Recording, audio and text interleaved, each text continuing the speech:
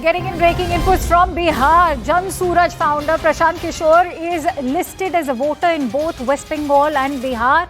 Sources close to Prashant Kishore now claim that he applied for deletion in Bengal. BJP, of course, has capitalized on this opportunity and attacked Prashant Kishore and his party, stating that ordinarily if his party had any real presence in Bihar, this would have been a major controversy, but it is not, because Jan Suraj does not even matter.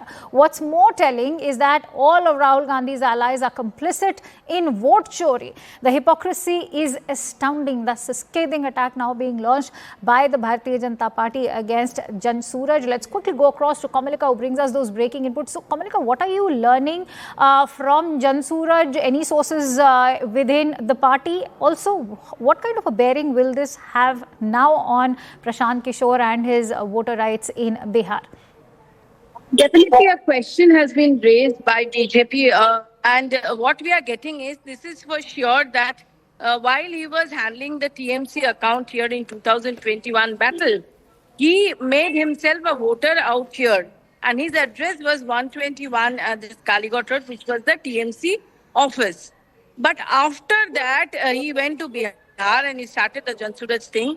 Though the people close to him is saying that he has applied for deletion, but this is what the sources in EC tells us, that this is what his name is there in Bengal voter list as well as Bihar voter list. So this is something which is raising question on in the entire system when Bihar SIR process is almost over. Bihar SIR process is over. We should not say almost over, it's over.